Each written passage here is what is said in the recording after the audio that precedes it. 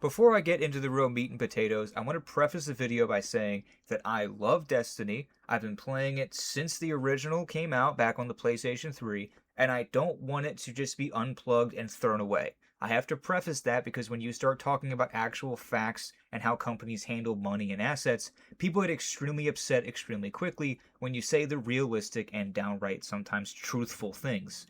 Now, Destiny 2 is facing an active live service shutdown.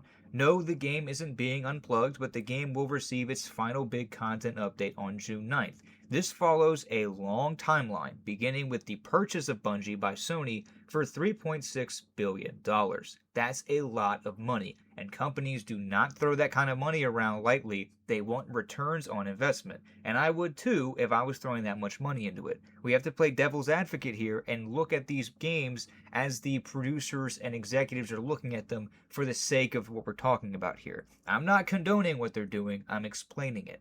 Now, after months and months of silence and Destiny 2 in the lowest player count state it's ever been in, following the Renegades expansion, which sold even less than they expected, they finally came out and broke their silence and said that June 9th will be the final update, and they're adding a bunch of things that, ironically, we've wanted in the game for a long time, including a new Pantheon, a way to fight old raid bosses, and the Sparrow Racing League, which hasn't been in the game for almost a decade. It's great to see that come back, and I'm very happy that it's here.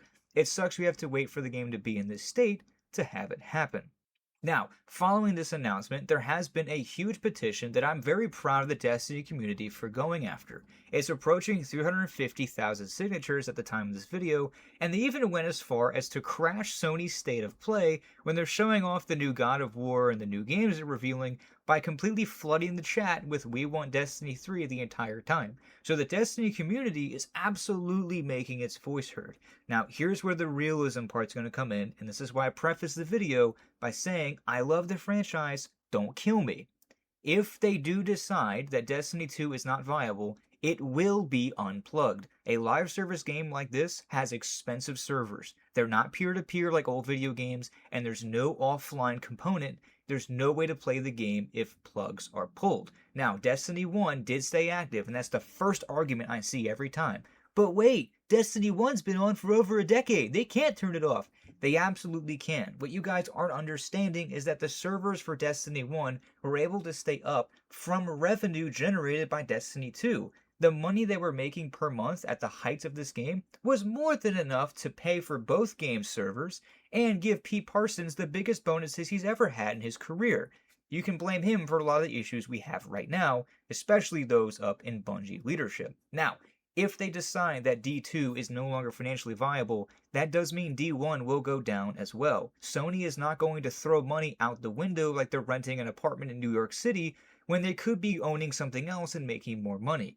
$3.6 billion is a lot of money to invest, and they've reported a $765 million loss. Companies are not going to accept these kinds of losses and keep their products going. I understand me and you may not view it as just a product, but this is a tech conglomerate, one of the biggest in the nation. You went after Activision for being a bad company and left them, Bungie, and then went and got in bed with an even bigger tech conglomerate that now has multiple multimedia contracts worth billions. You chose an even worse partner to partner with, and yeah, that did not end well. What I mean to say by the end of this is that I would be prepared, Destiny players, including myself, this is for everyone, for the game to eventually be unplugged. I would say within the next year, unless something crazy happens. And I want to be wrong. I'm just being realistic. Sony has a track record for shutting down live service games. They shut down projects all the time. They shut down that faction-based multiplayer Last of Us game.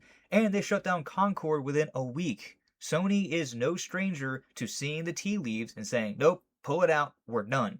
The only other thing Bungie's trying to bank on is Marathon. And that's a whole separate issue because we now know from ex-Bungie employees that they absolutely did steal resources from Destiny to make Marathon. And now that that game is also failing, they're trying everything they can to hype up a Season 2 with another free week that also is not going to save the game.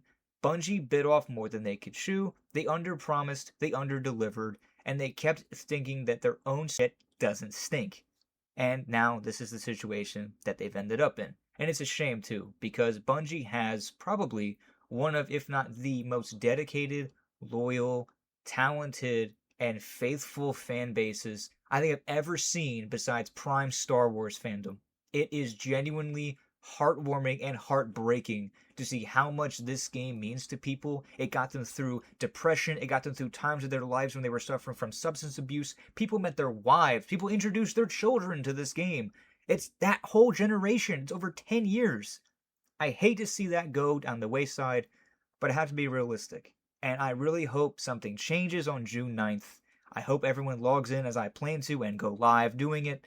And I hope we make a message very clear that we want the franchise to be saved and continue.